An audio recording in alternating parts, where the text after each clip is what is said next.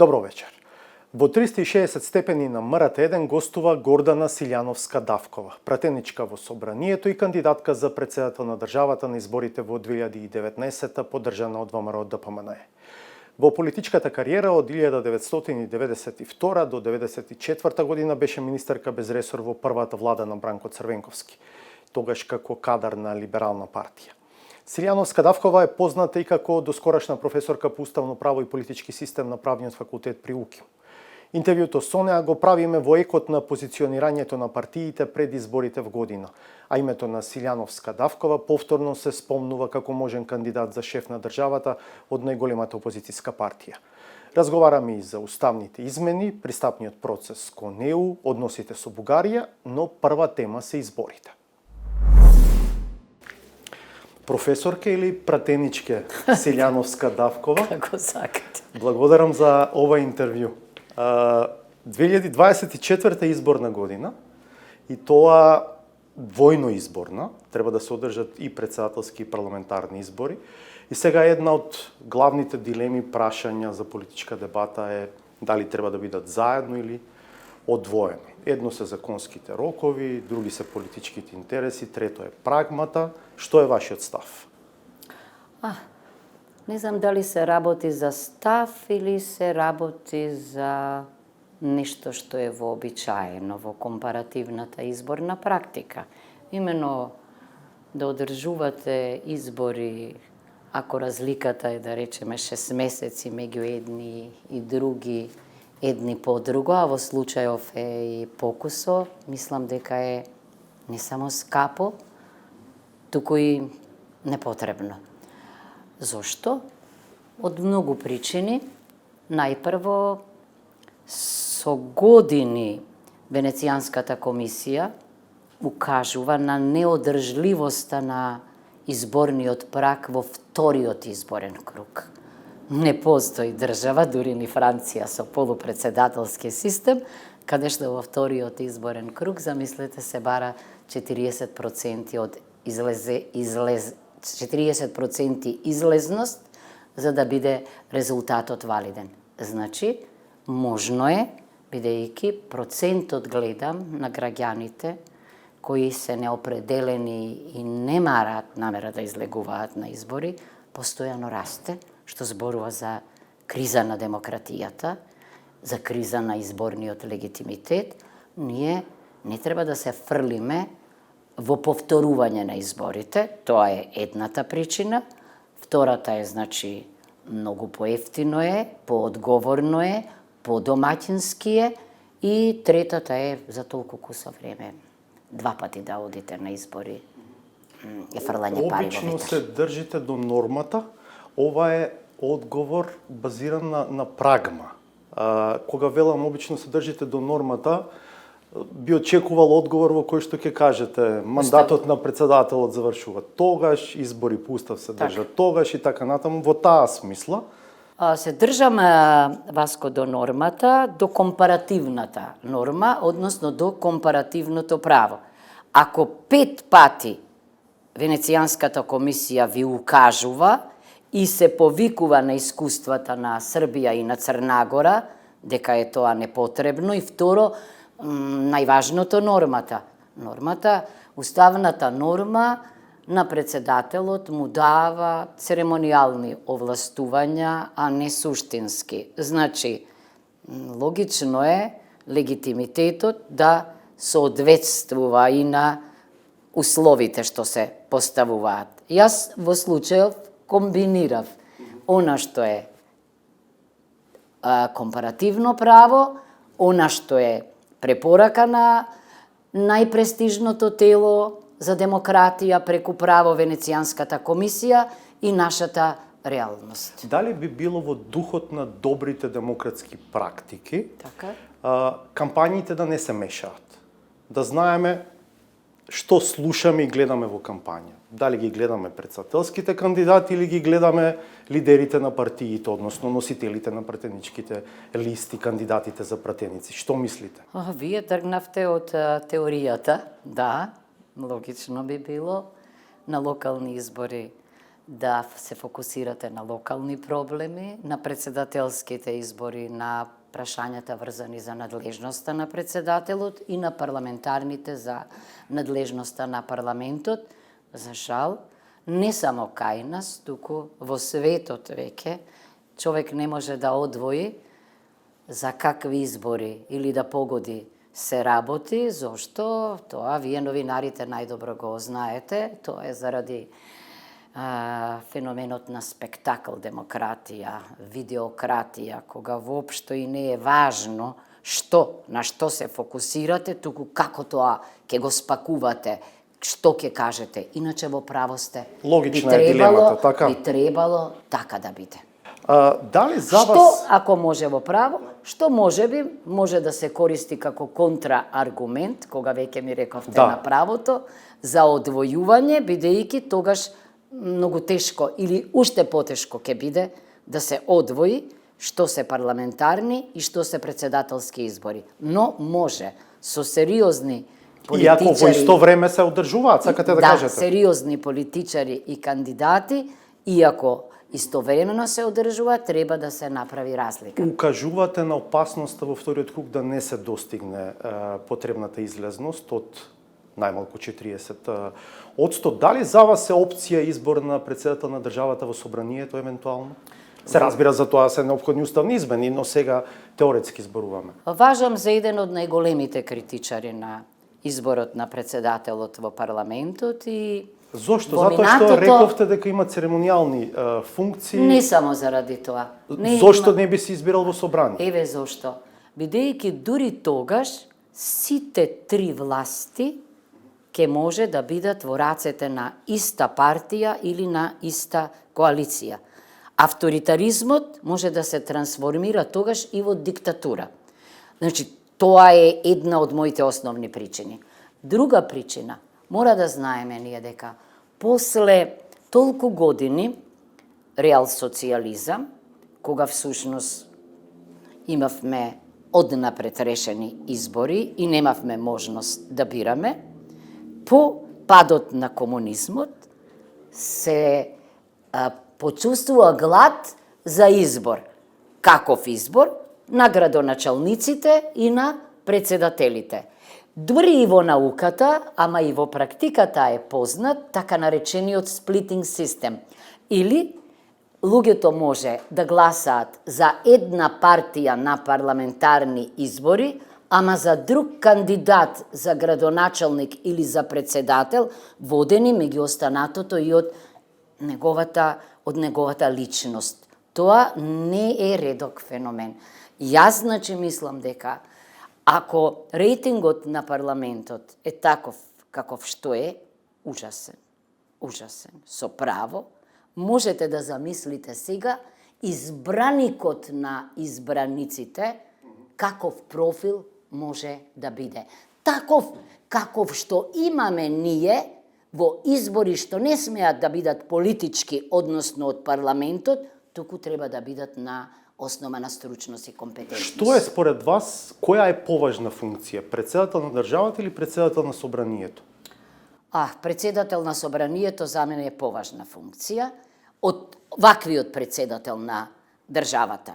Особено од председател на државата кој што е, не зборувам конкретно за овој председател, за сите претходни, дури и тие минимум надлежности не ги користи соодветно. Мислам на еден институт обраќање пред пратениците, Обично еднаш годишно. преку пратениците до граѓаните, и во Уставот пишува Најмалку најмалку еднаш. еднаш годишно, кај нас е најмногу еднаш годишно. Ако председателите ги представуваат граѓаните, значи тие ја персонифицираат нацијата и државата, тогаш би требало за сите суштински и важни прашања, но и тука има во Уставот еден дефект, пишува од неговата надлежност. Во поделбата на власта е логично дека никој не ќе сака за својата надлежност да зборува така, меѓутоа се обраќаат председатели и тогаш се обраќаат и повикуваат на почитување на интересите на најранливите категории или повикуваат на единство врз основа на предлагање на решенија за најгорливите прашања. Ние такво нешто немаме. Значи, ако е собранието своевидна школа на демократијата, бидејќи е пред очите на јавноста, многу важно е како ќе се одвива неговата работа.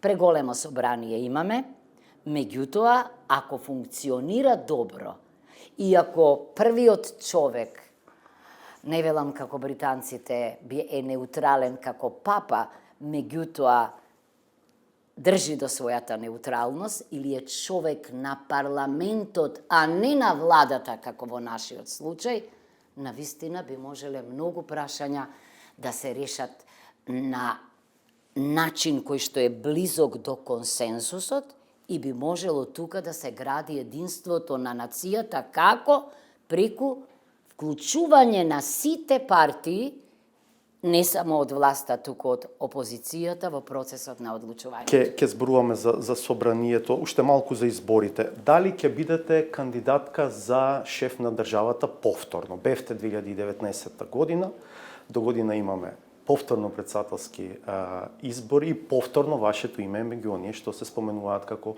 потенцијален кандидат. Не можам да ви одговорам со сигурност, искрено тоа го кажувам и самата размислувам. Имам многу дилеми кога се во прашање жените, мајките, ќе речете дека сум традиционална, не сум, ама ние мериме многу работи и вие останувате наши деца до крајот на животот и ние мислиме дека треба во нешто да помогнеме. Што ќе биде решавач? На политиката. Не знам, значи разговорот дома, мојата промисла на состојбата, јас сакам и ова искуство што го имам, кусо во собранието да го анализирам, се обидов да внесам некоја промена, сакам да видам има ли од тоа ефект, што не очекува. Но не велите не. Не велам не, бидејќи ќе биде неодговорно потоа да ме подсетувате дека сум рекла не, ама не сум сигурна. Знаете како стоите меѓу тие 22 за кои што лидерот Христијан Мицкоски рече дека ги мери на анкетите? Нема да ми верувате, ни вие, ни граѓаните, ама од вас чув како стојам и уште од еден новинар најслучајно. Јас нити сум прашала. Партијата не ги споделува со вас тие резултати? Не. Го оставам тоа. Да, велат дека стоите најдобро, меѓу кандидатите, потенцијалните кандидати на ВМРО ДПМН. Дали тоа нешто ви значи, дали тоа ќе биде важно кога ќе ја носите одлуката, дали ќе прифатите евентуално? Не. Се разбира, треба партијата да реши. Не ми значи тоа, ми значи како на човек ме допира, се разбира, ако е така, ме допира. Меѓутоа за одлуката многу други нешта одлучуваат. Сакам да ве прашам, ако сепак бидете кандидат, ќе собирате подписи или ќе прифатите да бидете кандидат на најмалку 30 пратеници? Еве, ни за тоа не сум размислувала. Минатиот пат и собирав и имаше и од пратениците, да, бидејќи неодлучна бев и тогаш, а имав околу мене луѓе чиј став многу ми значи. Мислам дека тоа беа тешки времиња, одлучувачки, и мене ме зачуди што дојде таков предлог до мене, а не бев член на партијата. Размислував долго време и за тоа не знам, да. Бидејќи се врзани со лидерот Мицкоски воопшто не сте разговарале на оваа тема во овој последен период? Не. Меѓу нас има еден взаемен респект. Може би мислат дека се подразбира тоа што го кажавте, да се мери, но јас никогаш не разговарам за нешта во кои треба јас да иницирам или јас да понудам нешто. Не, оставам, така беше и минатиот пат. Предлогот дојде после испитувања. Не сакам да вршам притисок и да влијам на некои настани. Уште малку, да. Оставам одлуката да биде на оној кој што треба да иницира. Уште малку анализа на оваа тема. Ако сте кандидатка, тоа што е различно од 2019-та е можеби општата атмосфера во општеството и таа веројатно ви оди во прилог. Тоа што е различно е што сега веќе тешко ќе може да се продавате за независната Силјановска. Сега сте повеќе прецепирана како ВМРО ДПМН, да речем. Што би бил вашиот коментар за овие две работи? Не мислам така. Не мислам така. Мислам дека респектот на ВМРО ДПМН кон мене и кон мојата автономија во парламентот, бидејќи јас имав простор, слободен, дури поинаку гласав неколку пати и се однесував. Напротив, мислам дека од една страна покажа дека тие изразија почит и кон некој кој што не е дел од нив, што е многу важно, а мислам дека мојата работа во собранието, не знам дали е нескромно, меѓутоа јас се обидов како студентка да се посветам на работата во собранието, одговорно да ја вршам работата и да се држам до она што ми беше во кампањата главно, право и правда. Мислам дека и ја потенцира мојата самостојност, ама исто така и го потенцира почитот на оние кои ме почитта на оние кои ме предложија и за председателски кандидат кон мене заради одговорното однесување кон оваа важна функција. Кога се анализирате себе си вредносно идеолошки, што ви е важно, мислам дека дури јавно имате зборувано дека за себе сметате дека сте либерал. Так. Во вредносна смисла зборувам, не во партиска. Добро, дури можеби првата партија ваша беше либерална. Бевте член. Да. Сега ВМРО е конзервативна партија, народно-демохристијанска партија. Се наоѓате во ситуации на конфликт понекогаш со тоа што е мејнстрим партиски и ваше вредносно веруј? Ретко, да бидам искрена. Прво, обајцата знаеме, Васко, дека денеска процесот на дезидеологизација е толку силен, што е многу тешко да кажете што е десно, што е лево, што е центар. Кога зборувам јас за либерализам, мислам на 90-тите години, сите ние што не сме биле до тогаш во политиката, ни во младинските организации, студентските, пионерските, јас не сум била. Либерализмот го перцепиравме низ призма на слободите и правата, бидејќи јас не сум за економски неолиберализам од типот на дарвинизам во кој што профитната логика е најважна. Но морам да ви кажам дека денеска и десницата не е она што била воопшто, па и демохристијанските партии. Не знам дали неодамна следевте што каква перцепција на современата демохристијанска партија Вернер изрази дека е тоа партија во која поединецот е најважен, а не нацијата, а не само народот како некогаш, дека има разбирање и за принципот на солидарност и хуманизам, дека има разбирање на правната држава е најважна, дека пазарната економија останува. Меѓутоа, мислам дека инаку важам за модерна жена, тоа е факт, да, може би теоретски, ако гледате, полиберална од она што е вообичаено за десните партии, но мислам дека во современи услови тоа го покажува работата и во собранието на жените од ВМРО ДПМН е пратеничката група на ВМРО ДПМН, па ако сакате и во јавноста, работите се отидени напред, иако ме плаши кризата што се случува воопшто во светот и војните и така натаму, оти тие секогаш го конзервативизмот од еден друг тип можат да го воскреснат. Не говорам за ВМРО ДПМН, зборувам за крајната десница во светот. Добро, тука ќе го заокружам овој прв дел од интервјуто, ќе одам на тема уставни измени во парламентот и начинот на кој што се води таа постапка од страна на председателот на собранието. Предлогот за пристапување кон измена на уставот беше утврден како точка на дневниот ред, заврши дури расправата, вие бевте еден од дискутантите.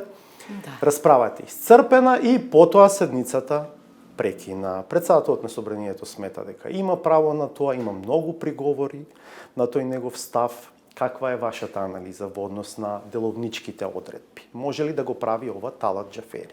Председателот на собранието, не Талат Џафери. Се разбира дека не може. Зошто се мислите? Се разбира дека не може. Тоа Тој да не бидам можел попрецизен. Не можел, не. Значи, тој не е уставотворен фактор. Во една прилика реков, не е Жан-Луи Филип, па да извира од него суверенитетот. Не. Тој е прв меѓу еднаквите. Во компаративното парламентарно право, председателите се координатори. Никако не можат да користат дискрециони права. Во деловникот има простор за дискреционо постапување, но никако не во делот на уставните измени. Ке ми дозволите да ја цитирам таа одредба Ајдете. на која што се повикува председателот Џафери. Ајдете. Вели, председателот на собранието може да ја прекине седницата ако нема мнозинство пратеници потребно за одлучување. Така? И во други случаи кога ќе оцени дека тоа е неопходно. Тоа е првиот став од овој член. Тоа е членот 81, Така е. но морам да ве подсетам, тој член е во делот за донесувањето на законите, не во делот за промената на уставот. Тој дел е издвоен. Второ, дури и кај законите, како пишува, убаво дека ако нема мнозинство, да подсетам, двотретинско мнозинство имаше на седницата. Присутни на седницата. Присутни имаше. Па, јас служам и некои чудни тези, дека требало да има сигурни две третини што кои ќе гласаат, да не треба однапред ние да гласаме. Па тоа е далеко од умот. Демократијата е врзана за неизвестност.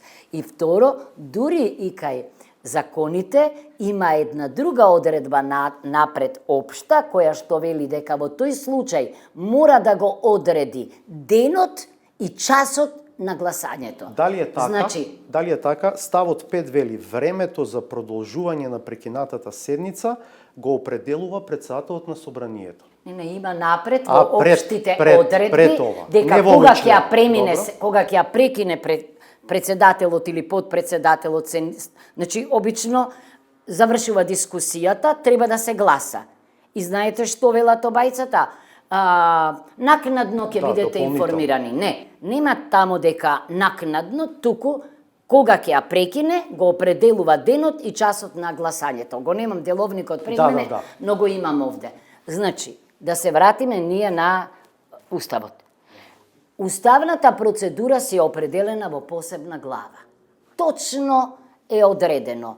Завршивме ние расправа на Комисијата за уставни прашања, завршивме дискусија на пленарната седница, единствено тамо нема ни 81 член, туку има дека мора да се гласа за предлогот. Дали се прифаќа предлогот за да почне постапката за промена на уставот. Сега, ако се вратиме на 2014-та, ајде. Роковите се тамо многу строги. Зошто? 10 дена, па потоа по амандман, најмногу 3 дена. Не случајно. Ние не може да оставиме на волјата на председателот кога ќе го смениме уставот евентуално, бидејќи тоа е работа која што парламентот Ако се треба да вратиме ја споредено на заврши. 2014, Така. тие уставни амандмани никогаш не беа финално гласани. како предлог амандмани, Така. сакам да кажам. Може ли да се влече некаква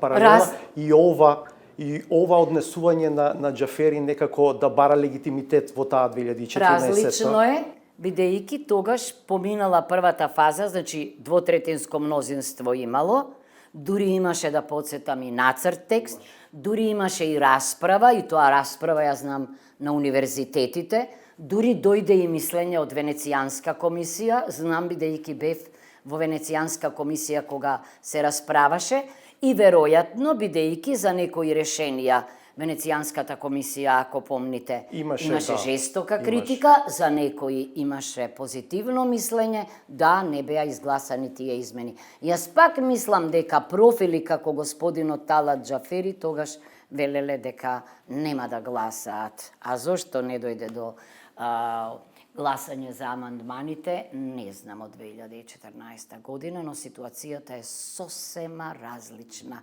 Сега сме, не може председател на собрание да креира интерегнум.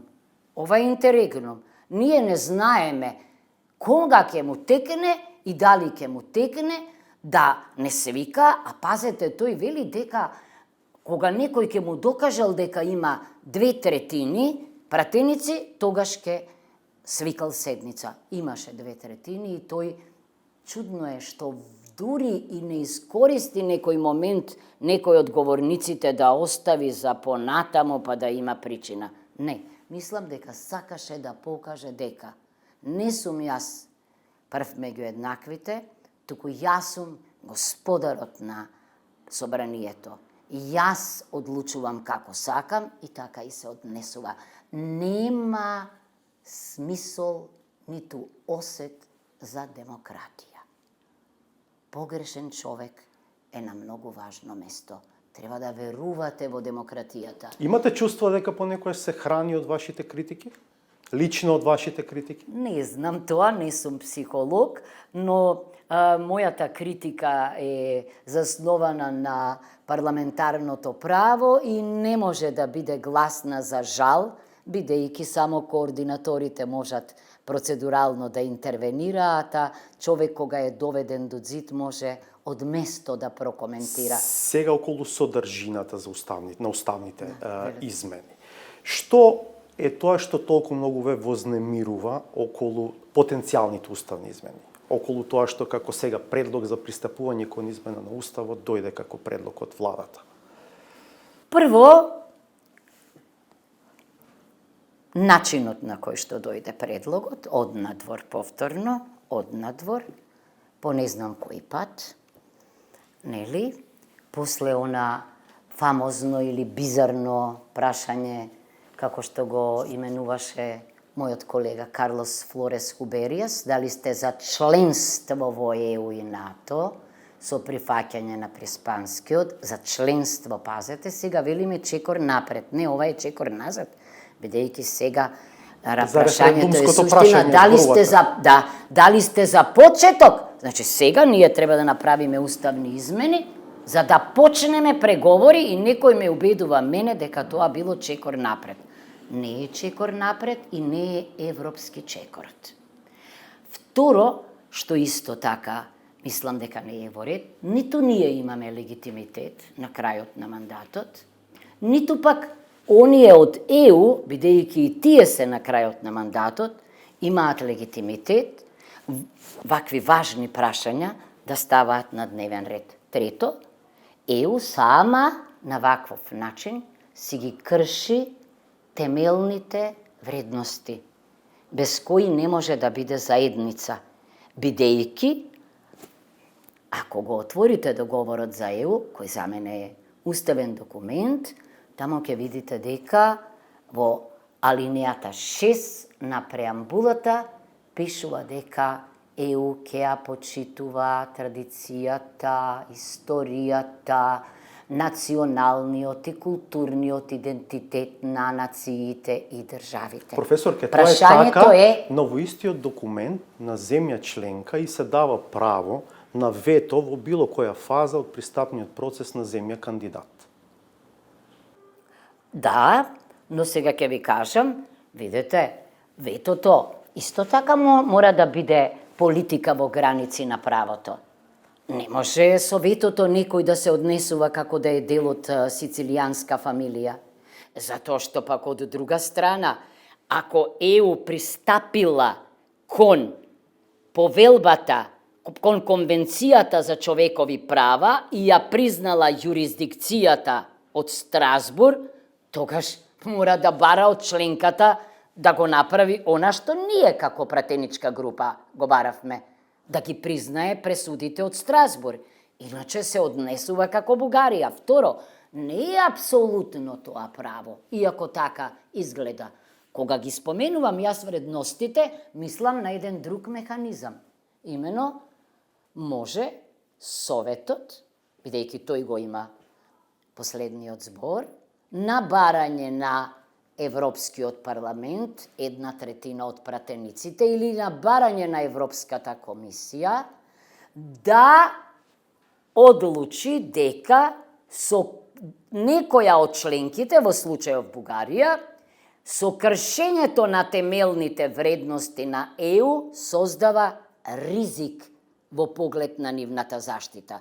И во тој случај со 4/5 мнозинство може да и ги суспендира одлучувачките права. Значи, да го релативизира на некој начин ветото. Тоа го направи само што да кажам, со Унгарија и со Полска Почна процедура, него започна. Да. Но од професорка по право ова ми звучи логично, но од пратеник и некој кој што еве може би утре ќе биде кандидат за шеф на државата, нели изгледа, како да кажем, преидеалистички, пренаивно да очекувате... Правото е идеализам, Васко. Дека ќе... Секогаш малите држави се повикуваат на право. Правото е идеализам. Но треба да знаат дека моќта и интересите, нели, ги движат меѓународните односи. ЕУ, како ќе ги привлече државите, а не со вредностите кои ги почитува? Вредностите се должни сите да ги почитуваат. Јас само дел од нив споменав, да не го споменувам членот 2 од договорот за ЕУ. Немешање во внатрешни работи, почитување на дигнитет, почитување на интегритет. Бугарија не може да се однесува како што сака. Сите знаеме. Бидејќи и внатре може некои работи да се решат. Извинете, ако досега од ниту една држава не се барало, за да почне преговори да менува устав и билатерални спорови не биле дел од преговарачката рамка, како е можно ЕУ сега тоа да го прави? Но не е на крајот на краиштата, вие рековте, еве да бидам сега малку реалист, вината на ЕУ. Овде е вината. Бидејќи ние прво рековме со право не, ама потоа рековме да, иако ништо не беше сменето, сега ако сакате вие да преговараат за вашиот идентитет и да не го почитуваат оној дел вредносниот од договорот со Бугарија, преамбулата во која што се вели тамо, дека ќе ни помага нам Бугарија на патот на ЕУ и така натамо. Тоа не е во ред. Имале тешки патишта. Јас си останувам правник и во парламентот. Јас не можам професијата и вокацијата да ја оставам на факултет. Не. Туку имам обврска да делувам просветителски. Ама има субверзивно. Има прашања на кои што сте попрагматични. Еве да речеме на прашањето за изборите, дали треба да бидат заедно в година. Сосема различни се. Работите се сосема различни, бидејќи јас, кога велам човекови права, да, многу е важно. Видете, да не беа заштитени правата на бугарите во Македонија, како малцинство, јас веднаш ке речев дека е ова неодржливо. Ама, документ има од Венецијанската комисија. Јас сум била подпредседателка на комисијата, подкомисијата за малцинства. Позната ми е компаративната пракса. Нашиот член 48 од Уставот и нашиот амандман 8 суштински гаранции даваат на линија на копенхагенските критериуми за заштита на правата на малцинствата. Значи, тоа е најбитно. А преамбулата, извинете, е метафизика, душа на уставот. И замислете, вие метафизика и душа по трет пат ќе менувате. Тоа е невозможно. Може и од друг агол да се гледа. Ако веќе има 6 делови од народи, тогаш зошто да нема и 7, 8, 9 мело. Мислам, што е проблем? За секој дел ќе менуваме, ќе правиме именикот, се докажува. Ако е влогот ЕУ, па не е влогот ЕУ. Почеток не на преговори. Не е членство, почеток на преговори. Извинете, ама почетокот на преговорите во ЕУ, кога на вистина не би бил оптеретен со можноста од уште 1000 проблеми да се јават врзани за протоколите и преговорите на историски комисии, пазете, како државни историчари, бидејќи под капата на државата работат, тогаш може би било тоа решение. Меѓутоа, вака, сите највисоки државници бугарски велат дека ова е почеток. А впрочем, секогаш има други, и во хрватскиот устав има други. И не ќе го менуваат сега уставот повторно хрватите. Ама тие имаат нешто друго. Кога сме кај билатералните прашања, бидејќи Хрватска ја споменавте, да речеме, Анте Готовина, знам ќе ми кажете, неспоредливо е. Мораа да го бараат по светот, да го опсат, тоа е еден од хероите на нивната татковинска војна, за да почнат преговори со Европската унија. Им беа запрени преговори. Знам... Кога би биле барањата врзани за копенхагеншки критериуми, кога ЕУ би ни советувала да имаме преамбула од сличен карактер како нивните преамбули, ние народот, граѓаните, а не ваква преамбула, не баре е преамбула на Совет на Европа или на Обединети нации, пазете, делови од народи. Извинете, тоа ви личи вас на европски тренд? Но ако алтернативата е ново беспаке, тогаш треба ли да се обстојува упорно на овој став? Ама чекајте, беспакево, значи се соочуваме со беспаке после Преспанскиот договор и уставните измени, го решивме проблемот.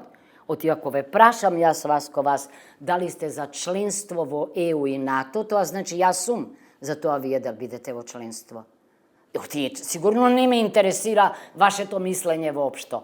Ако потоа ние не почнавме преговори, извинете, тогаш проблемот е вистина од вредносна природа. Тој референдум не успеа. Не успеа точно, ама затоа дојде до балкански стил на промена на уставот и сега љубителите на балканската политичка гимнастика, како господинот Хан, повторно доаѓаат и замислете, повторно велат дека уште сега и повторно со приказната за возовите и така натаму. Моето споменување на беспакето е повеќе во оваа смисла.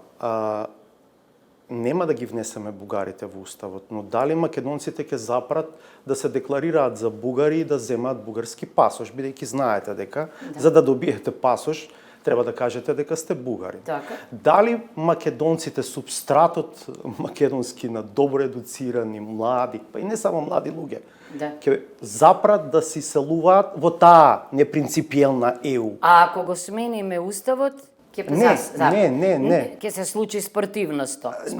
Не говориме утре. Да зборуваме зошто нашиот предлог беше многу логичен.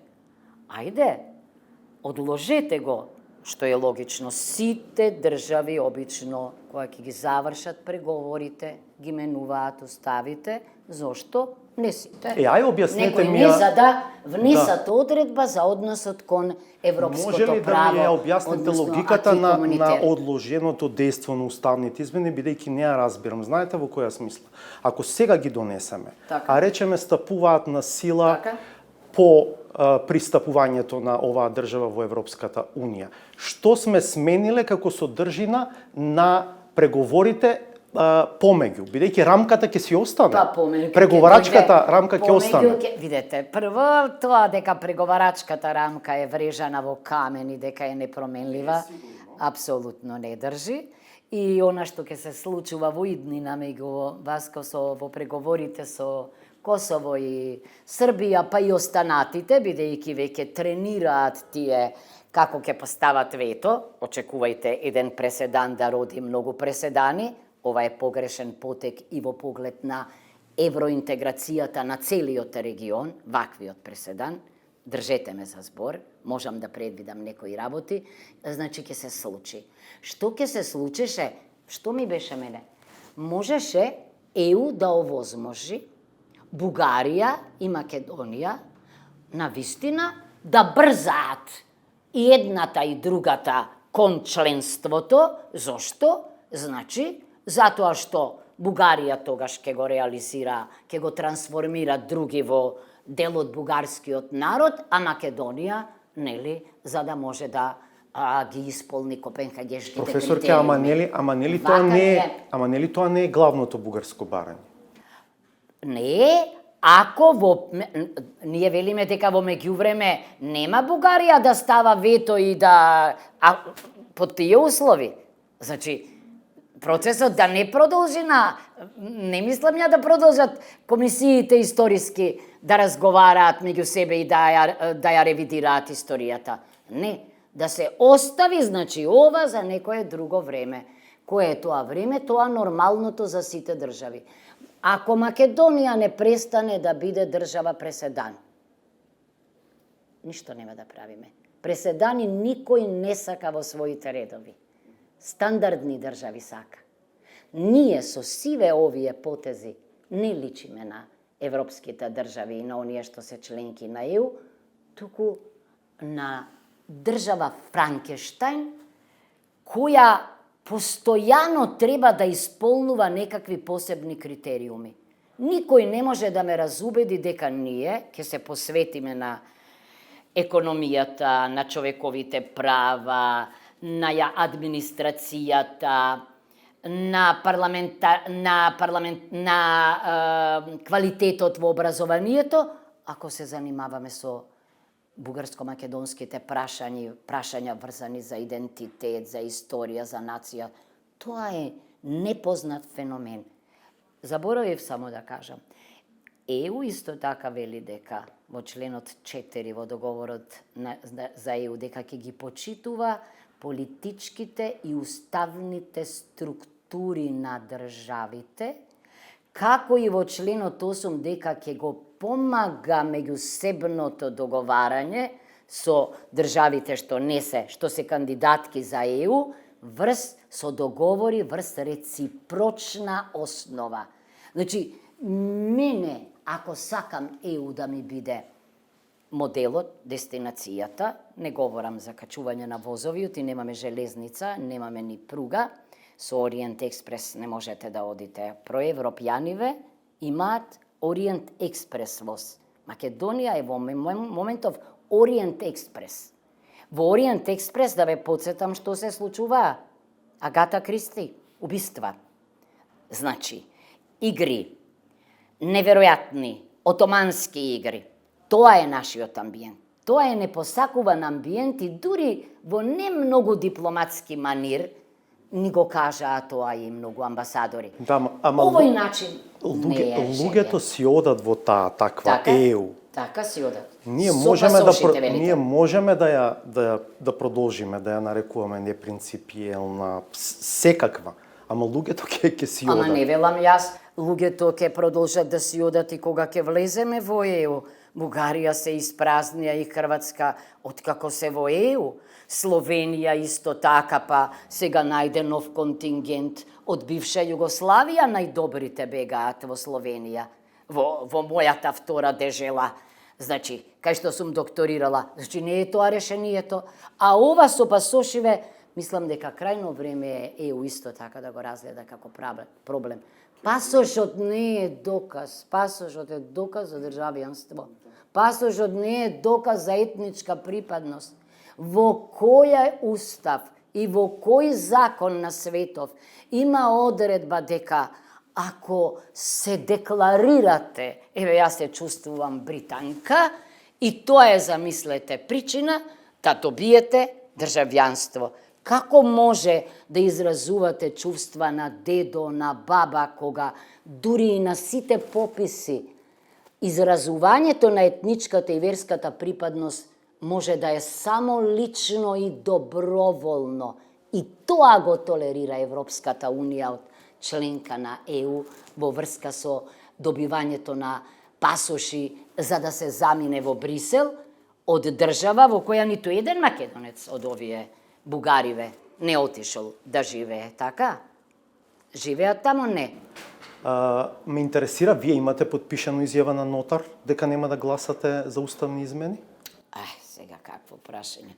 Не, немам подпишано. Не го но сметате за релевантно? Не од што не сум, од што имам против изјавите, туку затоа што не стигнав или не знам како беше. Иначе добро што ме прашавте. Значи, Тоа не е подценувачки однос? погрешно толкување е дека нотарските изјави се подпишувале заради лидерот на партијата.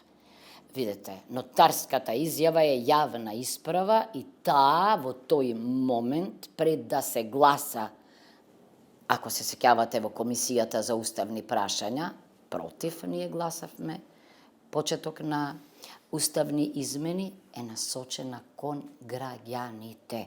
Дека еве, држете не на збор, нашиот збор тежи, еве, ние јавно манифестираме дека нема да гласаме за уставни измени, бидејќи кога тогаш требаше да кренеме раце. На првото гласање се покажа дека ние, значи на првата средба се покажа дека ние се држиме до спорот, значи еве јас кажувам и ме праша некој новинар тогаш дека тоа е многу коректно. Бидејќи во спротивно, знаете како, тој синдром на осумтемина се уште кружи, меѓутоа се заборава дека е ова друг состав, други луѓе. Ама сега пак ги споменувате осумтемина, тоа е во контекст на тоа дека сепак некој од овие што дали изјава може и да се премисли, а вие велите изјавите се однос кон граѓаните. Никој не подпишал тогаш, не подпишувале, не. Времето на осумтемина и начинот на кој што тие подпиша, јас воопшто не сакам да зборувам за нив, не знам што се случувало, иако сум чула од некои пратеници, не ми се веруваше дека такво нешто е можно да се прави и тоа во собранието, меѓутоа нема да се повтори. А знаете како ВМРО ДПМН ќе се постави кон ова прашање во изборната кампања? Сте зборувале за тоа? Се уште не сме зборувале, меѓутоа мислам дека ние објаснивме дека односот мора да биде кон соседите европски, коректен и дека многу поинаку работите ќе се одвиваа доколку нашата власт укажеше на темелните вредности на Европската Унија, дека тие се многу битни за сите и за нас и дека е потребен и взаемен респект и дека не може, ако сте внатре во ЕУ, да се однесувате неевропски кон другите. Се шокирав кога чув некои ликови од сегашната власт како велат дека еден ден, значи ако ние влеземе, ќе можеме на масата да се однесуваме како останатите. Замислете, наместо да се рече дека нема да дозволиме тоа што ни се случуваше нам, да им се случува на другите, оти тоа не е тогаш Европската Унија, туку е едно ексклузивно друштво на фрустрирани држави и политичари кои кон останатите се однесуваат како да не се дел од Европа, бидејќи ЕУ е само еден сегмент од Во кое Европа. човекот се чувствува најдостоинствено и ужива најмногу права. Никогаш не сум негирала, јас сум уште од 96-та година во Советот на Европа. Јас за среќа или за жал и предавам европско право во делот на уставното право. Јас не сакам да ги избунувам студентите со тезата дека она на што ги учиме на факултет не важи за сите држави, а особено не за Македонија. Како тогаш европското ќе го разбудиме во нив? Тоа е невозможно. Логично е дека кога велите ова е заедницата или ова ЕУ или Европа или ЕУ, од секогаш сме биле дел од Европа, географски, историски, политички не секогаш. Меѓутоа, повикот за враќање тамо каде што ни е место беше толку логичен. Меѓутоа, односот сега ќе го согледате кон оценките на граѓаните.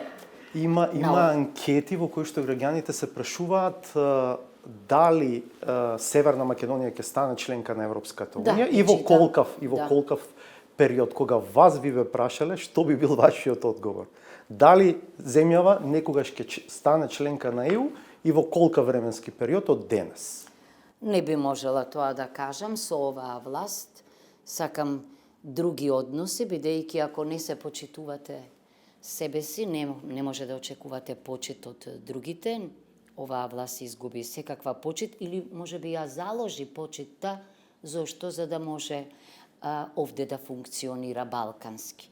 Може би е. Не можам да предвидам, но знам дека е логично да бидеме и политички дел од Европската унија. Знам дека Европската унија треба да се трансформира и мислам дека всушност нештата што се случуваат и во врска со нас ќе доведат до поуки во рамките на Европската унија во поглед на организацијата. Јас неколку пати сум рекла ни треба нов Амстердам, Амстердамски договор, ни треба исчекор, треба да се направат некои сериозни промени внатре, институционални, во процесот на одлучување исто така. Не знам ако го чекаме до кога ќе дојдеме, меѓутоа подеднакво зависи кога ќе влеземе и од нас и од нив, колку сме ние подемократски и поуспешни, толку и ЕУ ќе има поинаков однос кон нас, ќе не смета за компатибилни со неа и затоа час поскоро треба да престанеме со изумите суи генерис и во преамбулата и во уставот и еве на крајот да кажам, има држави во ЕУ што воопшто не го смениле уставот, а се дел од ЕУ, како Италија и Холандија си ги имаат уставите од тогаш. Мора да знаеме дека пак ќе се соочиме со што? Со она дека треба двотретинско мнозинство во парламентот и референдум на кој што ќе гласаат повеќе од половината под услов да излегле, значи кога од повеќе од, значи ова за членство зборувате, за пишаните. За членство. Тоа е значи нешто за што ние мораме да се подготвиме. Така што и она со Преспанскиот договор и овие сега изуми воопшто не се на линија, што би рекол Русо, да го одгледате граѓанинот за да може да одлучува. Не. ЕУ мора да стави крај на или мора да изгради политика кон Западен Балкан, иако е тешко да градите политика кон нешто што е геостратешка синтагма. Ја не знам што значи Западен Балкан. Како може да биде Западен Балкан? Прво минус Словенија, плюс Албанија, па после плюс Хрватска. Географија не се менува. Значи геостратегија е тоа. И да бидеме искрени, ЕУ секогаш и тие внатре ќе ги бранат своите интереси, ама исто така и ние треба да не заборавиме на националните интереси, така дел од нас ќе внесеме внатре. Вака не знам што ќе внесеме ние. Добро, благодарам за овој разговор. Ова е моје второ интервју, мислам, со вас, после кампањата во 2019-та. Ако в година има кампања и ако сте пак кандидат, веројатно пак ќе се видим. Веројатно, не знам. Ќе види, зависи од тоа што ќе одлучам. И што се разбира ќе биде и решението. Јас не велам дека сум единствената кандидатка. Благодарам уште еднаш. Молам, благодарам и вам. Гледавте интервју со Гордана Силјановска-Давкова. Наред е редовната саботажа, автор е Сречко Поповски.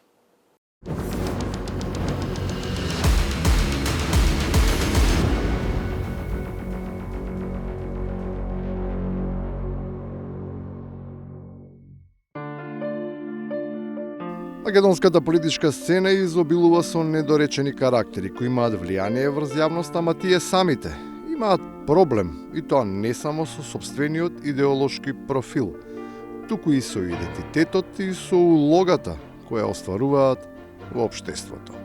Често пати сам себе се прашам дали тоа сум јас. Веројатно дека е така. Ако е така, од она што е очигледно не би требало да се има дилема и да се верува во нешто друго. Тогаш мегданот е отворен за директно да се влезе во него за да се оствари тоа што е и целта на секоја политичка битка. Но не секој би сакал, по секоја цена, да биде власт. Има разлика во пристапот. Јас во политиката не се борам за да добијам глас плюс. Таква слична подложка имаат и бивши врвни функционери, кои ако важат за ревисти, настапуваат со некоја потполно неповрзана теза околу нивниот иден ангажман на политичката шаховска табла. Па не се знае дали натежнуваат кон потези кои се влечат од алтористички причини или од пресметан егоизам. Јас еднаш бев фигура без пратеници и затоа како фигура нема да јас ќе помагам. Меѓутоа нема да бидам фигура, ќе бидам од оваа страна, меѓутоа пак ќе се бавам со политика. И други сакаат или барем се обидуваат да се занимаваат со процесите, ама имаат мака да утврдат како да се настапува. Дали да се биде смел или да се потклекне. Или можеби, како што тие сметаат, треба да се направи некоја комбинација од тие карактеристики. А ние водиме една екстремна кооперативна политика на отстапки и затоа сметам дека треба се една похрабра, поплашлива политика. И навистина не се знае кој пат да се избере, особено кога сите очи на светот се вперени во Македонија. Толку многу сме во фокусот што сите ги интересираат нашите интерни кавги околу уставните измени. Особено тие кои тоа и ни го наметнаат. Можам да ви кажам дека за последните неколку месеци, дури би рекол некаде од почетокот на летото до сега, е 2 ноември сме денес, јас практично една единствена информација во врска со Македонија или односите меѓу двете земји не сум видел на главните телевизии. И на крајот, за политичарите кои сепак и за ова, и за сите проблеми имаат или барем знаат кое е решението. Оној што ќе дојде на власт, тој ќе треба да има волшебно стапче за да успее брзо да ја врати државата во кондиција. На Македонија не и треба ниту магично, ниту волшебно. Доволно е само стапче. Ама конечно да заигра. Благодарам што и вечерва бевте со 360 степени. Гледајте не повторно в четврток од 20:15 овде на МРТ1. До тогаш пријатно.